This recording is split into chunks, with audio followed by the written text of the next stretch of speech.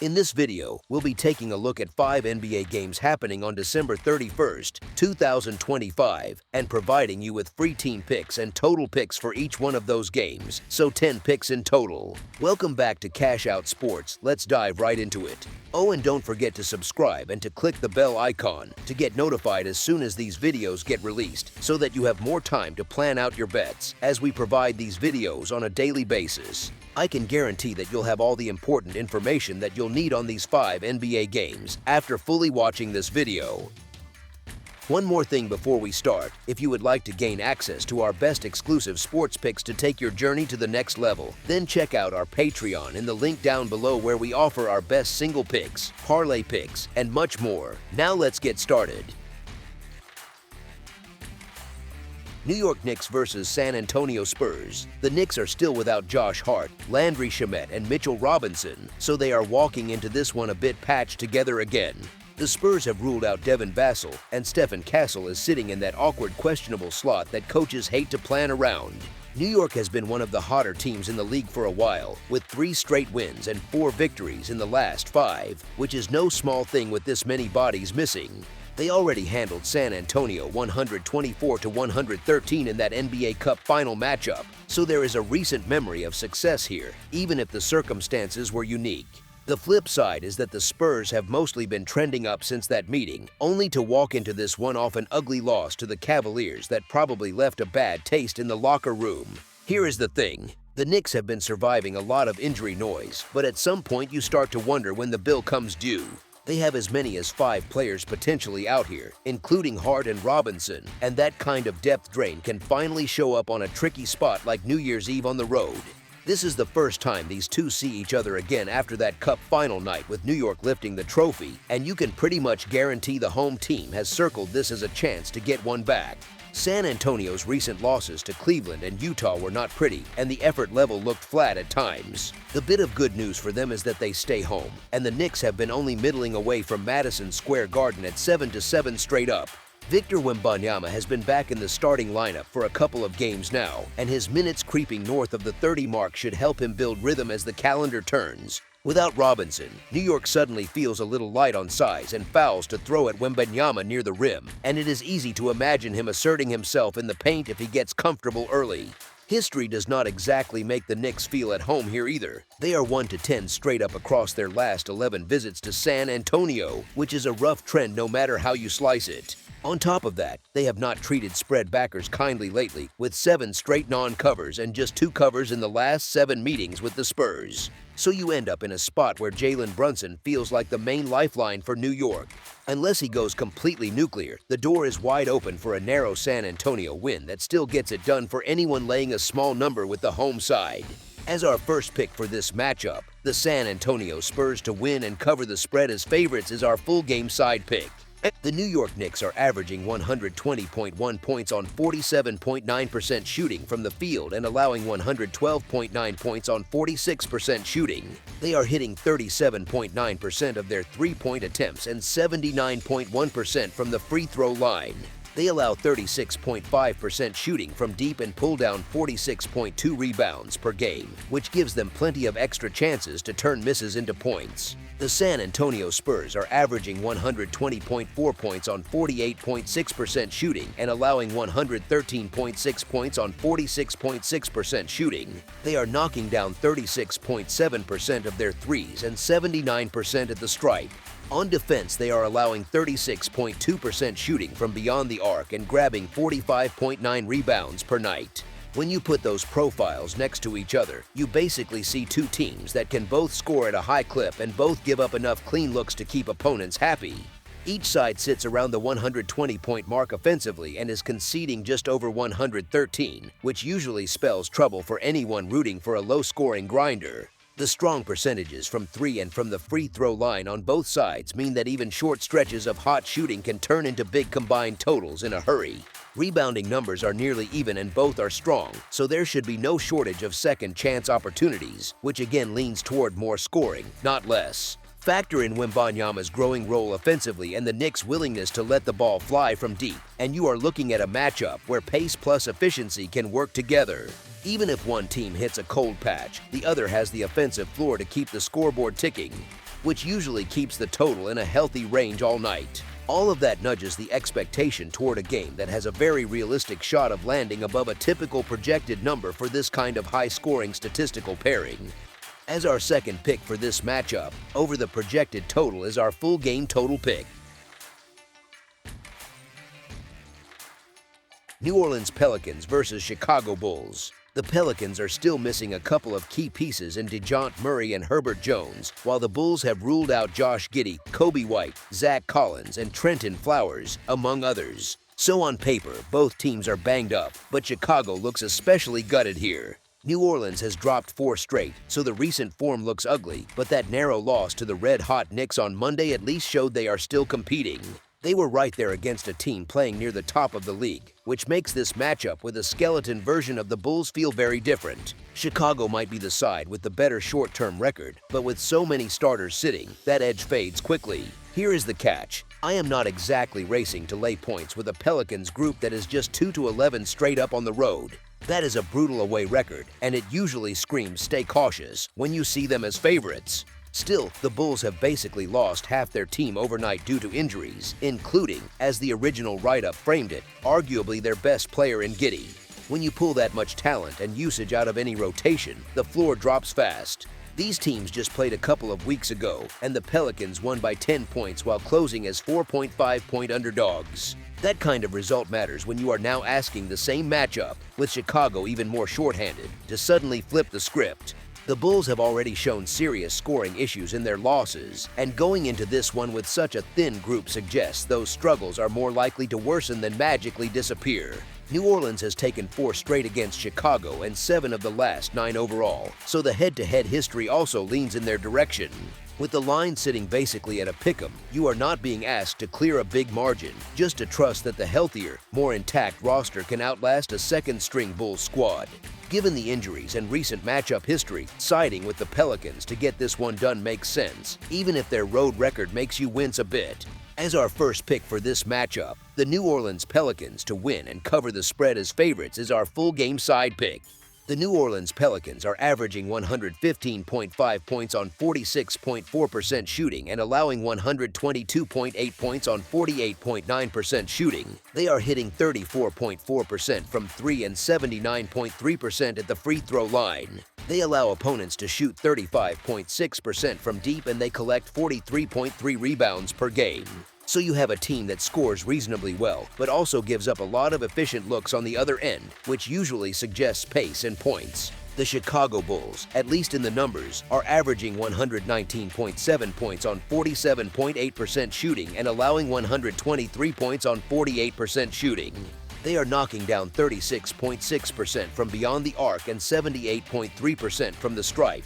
They are giving up 36.7% from 3 and pulling down 45.2 rebounds per game. On paper, that is another high-scoring, leaky defensive profile that normally nudges you toward a higher total.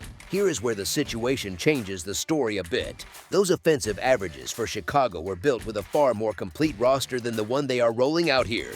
With so many key players sidelined, including primary creators and spacing threats, it is fair to expect the Bulls' offensive efficiency to dip.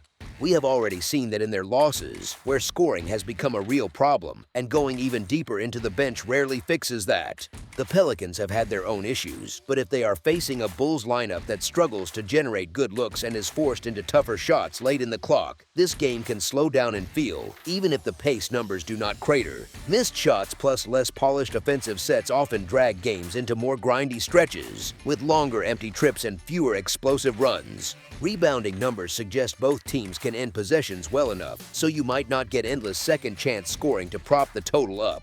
So while the raw season stats shout high-scoring matchup, the current injury situation, Chicago's recent scoring issues when undermanned, and the likelihood of some clunky half-court possessions all lean toward a result that lands under a typical projected number.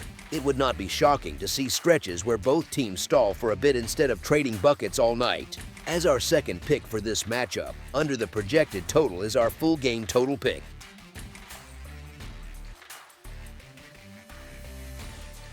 Denver Nuggets versus Toronto Raptors. The Nuggets are still without Christian Braun, Nikola Jokic, Aaron Gordon, and Cameron Johnson, while the Raptors have Jakob Poeltl ruled out again. So even though both teams are missing people, the talent gap in those absences weighs a lot heavier on Denver. The Nuggets have gone cold lately, and now things swing from bad to worse with Jokic dealing with that hyperextended left knee. He is expected to be out at least 4 weeks, and that pretty much changes who this team is on a nightly basis. With him, they look like a title threat. Without him, they suddenly feel closer to a group just trying to survive the schedule. Here is the thing, the Raptors are having one of their better stretches of the season health-wise, and when you are a team still trying to climb, you absolutely have to cash in spots like this. Denver was already short on rotation players, and taking Jokic out on top of Braun, Gordon, and Johnson is a recipe for some ugly box scores. If you are going to circle a game where that drop-off starts to really show, this one at Toronto is an easy candidate. The Raptors are coming off that comeback against Orlando, where they erased a 21-point deficit and still found a way to win. That kind of result gives a locker room some real belief, and combining that with a severely depleted opponent at home is about as friendly a setup as they can ask for. So with the line asking them simply to handle business against a battered Nuggets squad, siding with Toronto to take advantage of this moment makes plenty of sense. As our first pick for this matchup, the Toronto Raptors to win and cover the spread as favorites is our full game side pick.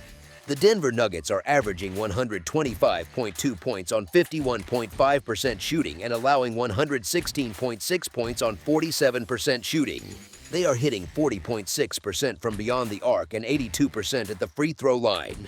They are letting opponents shoot 35% from deep and pulling in 44.1 rebounds per game. So the raw stats show a team that scores efficiently, shoots the three very well, and plays in games where opponents also put up plenty of points. The Toronto Raptors are averaging 113.5 points on 47.7% shooting and allowing 111.7 points on 46.8% shooting. They are shooting 35.9% from three and 77.2% from the stripe. They hold opponents to 34% from beyond the arc and grab 43.5 rebounds per game.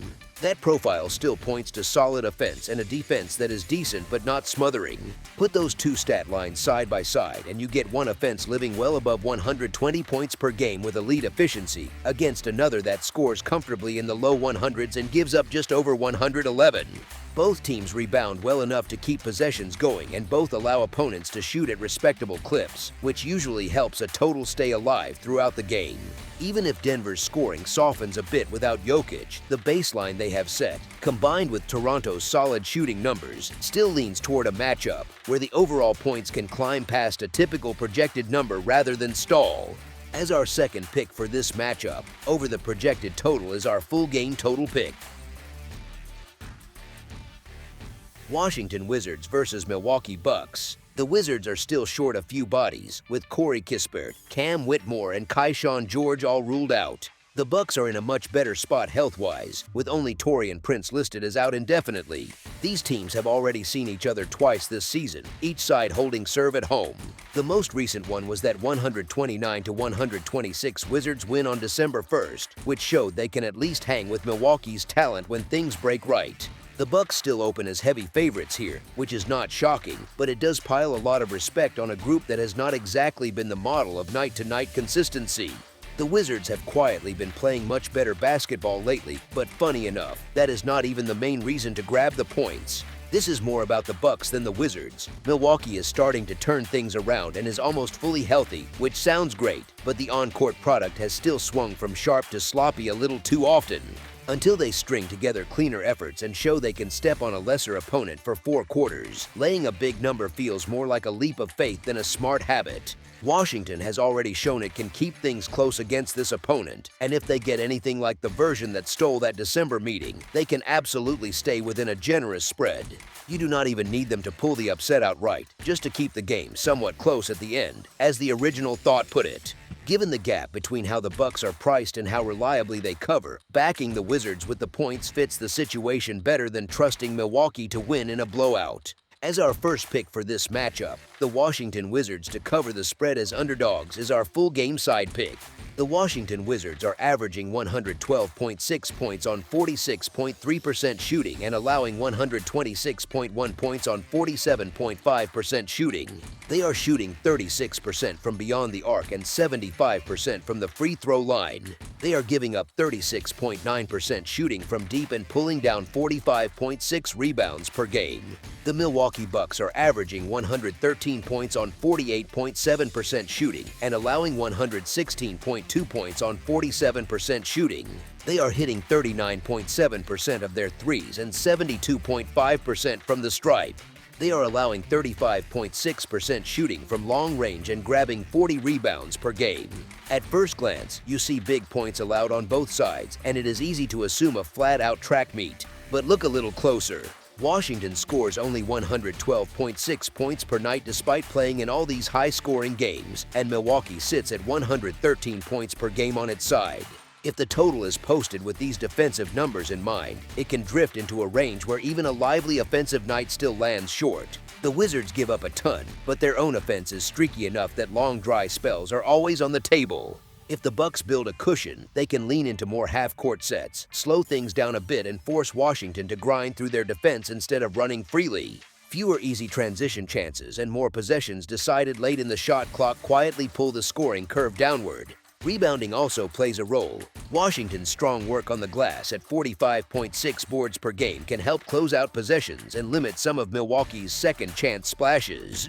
The Bucks' lower rebound number hints that they will not be crashing as aggressively on every trip, especially if they are managing a lead, which again can reduce the chaos that often pushes totals over. So while the season-long profiles scream points, the combination of modest scoring averages, the chance for Milwaukee to control tempo, and the Wizards' inconsistent offense supports the idea that this game can sneak in under a pumped-up projected total. As our second pick for this matchup, under the projected total is our full game total pick. Portland Trail Blazers versus Oklahoma City Thunder. The Trail Blazers are still listed as missing a long group of players, including Jrue Holiday, Scoot Henderson, Jerami Grant, and Matisse Thybulle, while the Thunder have Ousmane Dieng, Jalen Williams, Isaiah Hartenstein, and Nikola Topic ruled out. So both benches are light, but Portland's side reads more like a full hospital wing than a standard injury report. These teams have already seen each other 3 times this season. Portland shocked the Thunder early on, then Oklahoma City settled in and took the next 2 meetings. So there is already proof that the Blazers can punch above their weight a bit, even if the more recent results tilt back toward Oklahoma City Thunder. The Thunder are absolutely capable of blowing the doors off at home against a young and banged-up Portland roster. That is the scary part if you are thinking about taking the points. But the Trail Blazers just keep fighting, which has turned what could have been a disaster of a season into something at least respectable given the circumstances. As a double-digit underdog this season, Portland is 2-2 straight up and 3-1 against the spread. That is quietly impressive for a team in their position. On top of that, the underdog has covered 6 of the last 9 games between these two, which tells you this matchup has a habit of staying closer than the market expects. And this version of the Thunder is not quite the same betting machine it was in the last couple of years, sitting at a very normal 17-16 against the spread so far. So sure, it is easy to picture a comfortable Oklahoma City win, because this group is tough to beat in their own building and their talent edge is obvious. But there is a very real lane where Portland hangs around, survives the early punches, and sneaks in the back door late when the Thunder relax with a lead. Given how big this number is likely to be, taking a swing with all those free points feels reasonable. As our first pick for this matchup, the Portland Trail Blazers to cover the spread as underdogs is our full game side pick. The Portland Trail Blazers are averaging 116.7 points on 44.6% shooting and allowing 120.5 points on 47.7% shooting. They are hitting 33.3% from 3 and 78.1% from the free throw line. They are allowing opponents to shoot 36.4% from deep and are grabbing 45.1 rebounds per game. So you have a team that gives up plenty but does not shoot particularly well from the outside itself, which can lead to some choppy, uneven scoring stretches. The Oklahoma City Thunder are averaging 121.9 points on 49.3% shooting and allowing 107 points on 43% shooting. They are shooting 37.3% from beyond the arc and 83.8% from the free throw line. They are allowing 36.9% from deep and are pulling down 44.8 rebounds per game. That profile screams efficient offense paired with a defense that, at least by the raw points allowed number, has done a solid job limiting overall damage. Put those stat lines side by side and the picture is not as simple as automatic points fiesta. Yes, Oklahoma City Thunder can score in bunches, but its defense has held opponents to 107 points per game, and Portland's attack is not exactly a model of efficient perimeter shooting.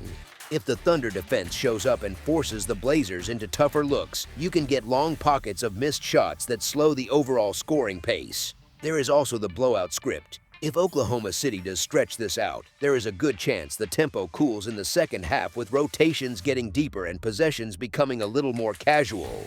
That kind of game flow often looks wild early but drifts toward an outcome where the combined total stops short of a high number. The solid rebounding from both teams, with 45.1 and 44.8 boards per game, can help end possessions cleanly instead of constantly feeding second-chance points. So while the per-game scoring averages are high, especially on the Thunder side, the combination of Oklahoma City Thunder's defensive numbers, Portland's shaky three-point percentage, and the possibility of a controlled second half all point toward a result that can finish under a lofty projected total. As our second pick for this matchup, under the projected total is our full game total pick. That's all for now, so if you have any other games you would like reviewed, then leave a comment down below with the game you would like analyzed, subscribe to our channel, leave a like on this video, and we'll get to it as soon as we possibly can. We would also love to hear your opinion on the picks presented to you in this video, whether you agree or disagree with them, so leave a comment down below and do let us know.